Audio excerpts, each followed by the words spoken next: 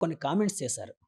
అంటే రేవంత్ రెడ్డి గారి వల్ల అపోజిషన్ పార్టీ ఏదైతే అక్కడ రూలింగ్‌లో ఉందో కాంగ్రెస్ పార్టీని విమర్శించడం కోసం, రేవంత్ రెడ్డి గారిని విమర్శించడం కోసం చంద్రబాబు గారిని యూజ్ చేసుకునే విధంగా హుహు. అంటే రేవంత్ రెడ్డి గారు చంద్రబాబు వాళ్ళ గురువు గారి బాటలో వెళ్తున్నారు. చంద్రబాబు గారు 2014 నుంచి 19 వరకు 20,00,000 పెట్టుబడులు తెచ్చానన్నారు. ఎక్కడ పోయి అవన్నీని అసలు ఆయన తెచ్చాడా లేదా అన్నట్టు కొన్ని కామెంట్స్ అయితే వినిపించాయండి. దాని మీద ఒక టీడీపీ సీనియర్ శాసనసభ్యుడిగా, సీనియర్ నాయకుడిగా మీ కామెంట్ ఏంటి సార్? సరే, ఫామ్ హౌస్‌కి పరిమితమై ఇప్పుడిప్పుడే బయటకొచ్చినట్టుంది ఆయన. ఎన్నికల్లో ఇదైన కేసీఆర్. కేసీఆర్ ప్రయత్నం మీరన్నట్టు రేవంత్‌ని ఉద్దేశించనే కాకుండా కేవలం రాజకీయ లక్ష్యంతో చెప్పిందని నేను అనుకుంటున్నా ఆవిడకి. మళ్ళీ తెలంగాణ, ఆంధ్ర అనేటువంటి సెంటిమెంట్ పెట్టుకొని మళ్ళీ అధికారంలో రావాలనే ప్రయత్నం అందులో కనబడింది. ఇక్కడ ఎంఓయూస్ గురించి మాట్లాడినప్పుడు తర్వాత 5 ఏళ్ళు ఎవరి పాలన ఉంది? రాష్ట్రంలో భయపడి పారిపోయే పరిస్థితి ఉంది. అప్పుడు సందర్భంలో వాళ్ళే మాట్లాడారు. మాకు కాంపిటీషన్ లేకుండా పోయిందని. జగన్ వచ్చినాక. ఆంధ్ర రాష్ట్రంలో పెట్టుబడుల విషయంలోకి వచ్చేటప్పుడు తెలంగాణకి చాలా క్లీన్ ఉన్నట్టు. ఆ రోజు ఆయన అధికారంలో ఉన్నప్పుడు. నేనేమంటానంటే ఏదైనా ఒక కంటిన్యూ ఇప్పుడు ఏమైంది ఆ రోజు బ్రహ్మాండంగా అందరూ పెట్టుబడిదారులు వచ్చారు. మనం ఇక్కడ విశాఖపట్నంలో 3 సమ్మిట్స్ జరిగినాయి. ఎంఓయూ చేసుకున్నారు. చేసుకున్న తర్వాత ఈ గవర్నమెంట్ ఇప్పుడు ఉదాహరణకు లులు పారిపోయారు. ఒక్కరే కాదు. అనేక అసలు ఈ రాష్ట్రం నుంచి పరిశ్రమలనేటువంటి వాళ్ళకి ఒక ఆ బ్యాడ్ పీరియడ్ అనేటువంటి నడుస్తుంటే వచ్చిన వాళ్ళు అగ్రిమెంట్ చేసుకున్న వాళ్ళు అంటే గ్రౌండ్‌లోకెళ్ళాల్సిన వాళ్ళు అందరూ పారిపోయినాయి. ఇక్కడ మీకు మిలేనియం టవర్స్ ఉంది ఐటీ. అన్నీ ఖాళీ చేయించారు. ఈరోజు టీసీఎస్ యాక్టివిటీస్ ఇప్పుడు స్టార్ట్ అవ్వబోతున్నాయి అందులోనే ఆ ప్లేస్‌లో. సో ఇవన్నీ వాస్తవాలు. ఆయన రాజకీయ ఉద్దేశంతో మాట్లాడినట్టు మనకి స్పష్టంగా కనబడుతోంది. సార్ ఎప్పుడో ఆయన కేసీఆర్ గారు అంటే ఇప్పుడు యాక్చువల్‌గా రేవంత్ గారికి చంద్రబాబు గారు గురువన్నారు. కానీ కేసీఆర్ గారు కూడా గురువు చంద్రబాబు గారే యాహ్! యాహ్! కదండీ! యాక్చువల్‌గా యాహ్! చంద్రబాబు గారి దగ్గరే యాహ్! పనిచేశారు. అది యాహ్! అందరికీ తెలిసిన విషయం. యాహ్! రికార్డెడ్ ఇది అది.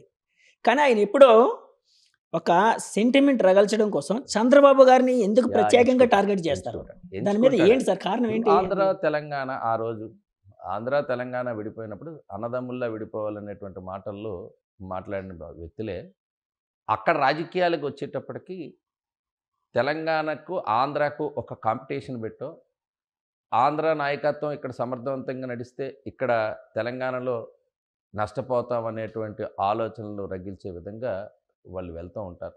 ఈరోజు చంద్రబాబు నాయుడు గారి పైన విమర్శలు అనేటువంటివి క్లియర్ కట్‌గా ఇది పొలిటికల్ ఎజెండా.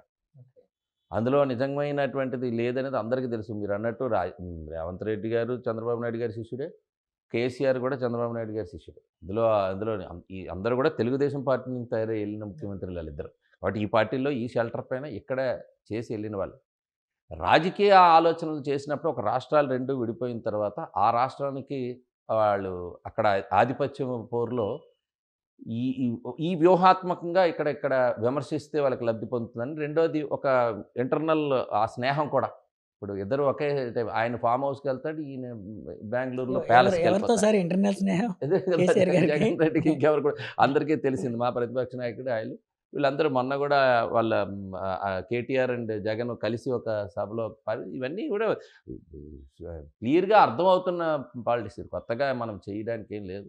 కాబట్టి ఆ అండర్‌స్టాండింగ్‌లో ఇద్దరు కూడా ఒక కోవలు ఎంచుకుంటున్నారు. ఇద్దరు ముందు ప్రజల్లో తిరగడం మానేశారు. ప్రజల దగ్గరికి ఎళ్ళడం మానేశారు. ఇలాగ సెంటిమెంట్‌తోనో ఏదో ఒక అభూత కల్పనలో లేకపోతే ఏదో ఒక విమర్శలు చేసో ఇలాంటివి ఎంచుకొని మళ్ళీ అధికారంలోకి రావాలని ప్రయత్నం చేయడంలో వాళ్ళిద్దరికీ 2 ఒకే రకమైనటువంటి దీనిలో ఉన్నట్టుగా కనిపిస్తుంది. సార్ ఇప్పుడు జగన్మోహన్ రెడ్డి గారిని ఉదహరిస్తూ మీరు మా ప్రతిపక్ష నాయకుడు అన్నారు. హ్మ్.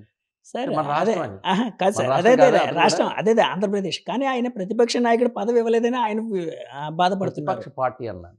ఓకే. ప్రతిపక్ష పార్టీ. ఇప్పుడున్న మా రాష్ట్రంలో ఉండేటువంటి ప్రతిపక్ష పార్టీకి ప్రతిపక్ష కాదు హోదా సార్. అనేది ఆ! అసెంబ్లీలో ఇచ్చేది.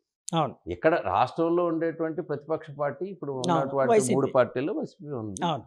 ప్రతిపక్షంగా ఉండేటువంటి పార్టీలు ప్రతిపక్షం అంటాం మేము. అవును. మిత్రపక్షం అనలేం గదా! అవును. అది కాదు సార్. యాక్చువల్‌గా ఇప్పుడు ఉప్పు లేని పప్పు బావుండదు అంటే చప్పగా ఉంటదంటారు కదండీ! ప్రతిపక్షం లేని అసెంబ్లీ కూడా అలాగే ఉంటదని చెప్పి పెద్దలు చెప్పేవారు. మరి అంటే అంటే వాళ్ళు ఇక్కడ రావట్లేదు కదండీ. అంటే మొత్తం అంతా మీ కూటమి సభ్యులే ఉంటున్నారు అక్కడ అసెంబ్లీలోని. సో, ప్రొసీడింగ్స్ విషయంలోని వాళ్ళు కూడా ప్రతిపక్షం కూడా ఉంటే బావుంటదని మీరేమైనా భావిస్తున్నారా? అసెంబ్లీ రామ్మని అనేక హ్మ్. మార్లు స్పీకర్ ఇన్వైట్ చేశాడు. అందరూ కూడా పార్టీ నుంచి ఇన్వైట్ చేసాం. అసలు అసెంబ్లీకి రావడం అనేటువంటిది వాళ్ళ హక్కండి. హ్మ్. వాళ్ళ హక్కు అది. రాజ్యాంగపరంగా వచ్చినటువంటి హక్కు. అసెంబ్లీకి ఎన్నికైన శాసనసభ్యులు అసెంబ్లీకి రావడం అనేది హక్కు. ఎవరు ఆపితే ఆగిపోకూడదు. పోనీ ఎవరి మీద కోపం ఉంటే రాకపోవడం కాదు. ఇట్స్ ఎవరికీ లేనటువంటి హక్కు. ఓన్లీ శాసనసభ్యుడిగా ప్రజలు ఓటేస్తే గెలిచారు ఆ నియోజకవర్గంలో ఉండేటువంటి శాసనసభ్యులు. వాళ్ళకి సంఖ్యాబలం అనేటువంటిది నిర్ణయించింది రాజ్యాంగం. ఓకే. ఇంత ఇంతమంది సభ్యులకి ఇంతమంది ఉంటే ఈ హోదా వస్తుందని. మీకు లాస్ట్ టైం పార్లమెంట్‌లో కూడా మా నాన్నగారు ఎంపీగా ఉన్నారు అప్పలనరసింహ గారు. తెలుగుదేశం పార్టీ ప్రధాన ప్రతిపక్ష పార్టీగా ఆ అవునండి. రోజు పార్లమెంట్‌లో ఉంది. అప్పుడు 28 ఆహ్, అంతే ఆహ్, కదా సార్? 32 సభ్యులతో 32 ఓకే. అంటే అదే అప్పుడు బీజేపీకి లేదు. కాంగ్రెస్ అవును. గవర్నమెంట్ ఉంది అవును. ఇప్పుడు. బీజేపీకి సభ్యులు రాలా. ఆ! అంటే జాతీయ పార్టీగా ఉన్న ఆ రోజు లేదు. కానీ ప్రధాన ప్రతిపక్ష హోదా ఎవరికిచ్చారు? టీడీపీ. సంఖ్యాబలం బట్టి. అవునండి. కానీ టీడీపీకిచ్చారు. దేశం అంతా లేము. ఆ! మీరు అర్థం కావాల్సిన జాతీయ పార్టీ కూడా కాదు ఆ రోజు ప్రాంతీయ పార్టీ. అవును. ఈ చట్టం చెబుతుందండి. సభ్యులు ఎంతమంది ఉంటే సభ్యులు ఉన్న ఆ సంఖ్యాబలం బట్టి ఆ అర్హత అనేది వస్తుంది. ఓకే.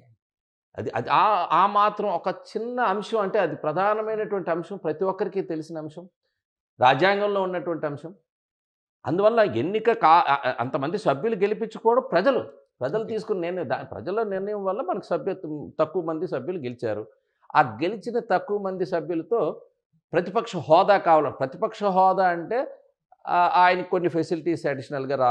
రావచ్చు. ప్రోటోకాల్ అన్నీ ఉంటాయి కదండీ! అసెంబ్లీలో మాట్లాడడానికి ఎంత సమయం కేటాయించాలనేటువంటిది మీకు దగ్గర విషయం ఉందనుకోండి, ఆ సమయం అలా ఉన్న సమయం కంటే ఎక్కువే వస్తుంది. ఓకే. మీ దగ్గర విషయం లేదనుకోండి, అసలు నీకు సమయం అనేది లెక్కే ఉండదు. కనబడదు. సో, విషయం లేనప్పుడు అసెంబ్లీకెళ్ళి ఏం మాట్లాడతాం అనేటువంటి దాంతోనే ఆయన అసెంబ్లీకి రావడం మానేస్తున్నాడు. దానికి ఏదో ఒక కారణం చెప్పాలని. మీ కౌన్సిల్‌కొస్తున్నారు. అక్కడ సంఖ్యాబలం ఉంది. మీరు కౌన్సిల్‌కి ఈ సంఖ్యాబలం ఉంది గాబట్టి రాగలుగుతున్నారు. ఇక్కడ సంఖ్యాబలం లేదు. మీ పార్టీ స్టాండ్ ఏంటి? ఇప్పుడు నేను స్ట్రెయిట్‌గా క్వెషన్ అడుగుతున్నా. మీ పార్టీ స్టాండ్ ఉంటే ఒకటే స్టాండ్ ఉండాలి.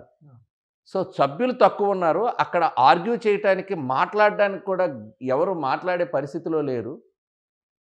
ఆ సభ్యులకి అసలు ఈ అసెంబ్లీకి వచ్చిన వాళ్ళలో కొంతమంది కొత్త సభ్యులు ఉన్నట్టున్నారు. అసెంబ్లీలో ఏ విషయం గురించి ప్రస్తావన వచ్చినా ప్రభుత్వాన్ని విమర్శించడానికి సరైనటువంటి కారణాలు చెప్పలేరు.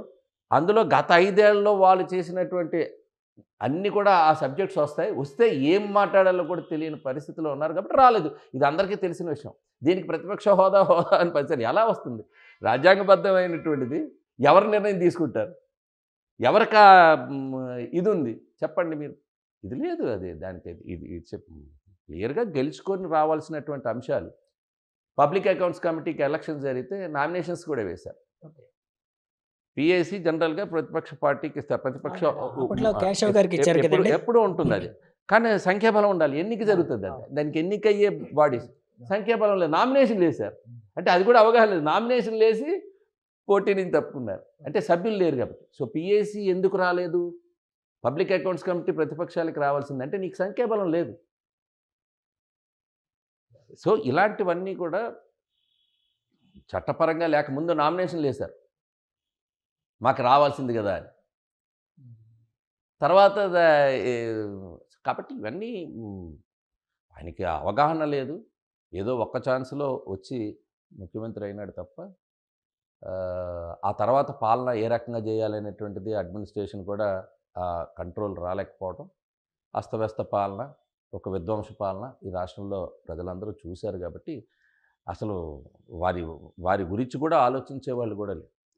ఈరోజు ఈ రాష్ట్రంలో ఈ ఎన్‌డీఏ పాలన వచ్చినప్పటి నుంచి కూడా ఎలా పాడైనటువంటి అన్ని సెక్టార్స్‌ని మళ్ళీ ఎట్లా చేయాలి? ఒక్కొక్క దాంట్లో ఒక్కొక్క రంగం అన్ని రంగాలని ఈరోజు ఎడ్యుకేషన్ అవ్వచ్చు, హెల్త్ అవ్వచ్చు, లేకపోతే ఇన్‌ఫ్రాస్ట్రక్చర్ అవ్వచ్చు, ఇన్వెస్ట్‌మెంట్స్ కావచ్చు, అన్నీ ఒకవైపు ఇన్వెస్ట్‌మెంట్స్‌లో కూడా మనకి ఏది ఎక్కువ రెవెన్యూ జనరేట్ చేస్తుంది? ఆటిపైన ఫోకస్ టూరిజం కావచ్చు, లేకపోతే ఇండస్ట్రీస్ కావచ్చు, లేకపోతే ఇన్‌ఫ్రాస్ట్రక్చర్ కావచ్చు, ఇట్లాంటివన్నీ ప్రాజెక్ట్స్ కూడా. ఒక్కసారిగా ప్రాజెక్ట్స్ ఆగిపోయినాయి. పోలవరం అయిపోయింది, అమరావతి అయిపోయింది. సెంటర్ నుంచి ఉండేటువంటి సపోర్టు వచ్చేటువంటి ప్రాజెక్ట్స్ అన్నీ కంప్లీట్ చేసుకోవాలి. ఎందుకు వైజాగ్‌కి వచ్చినప్పుడు రైల్వే జోన్ మనకి అనౌన్స్ చేసిన రైల్వే జోన్‌కి ల్యాండ్ అలాట్ చేయలేకపోయినారు.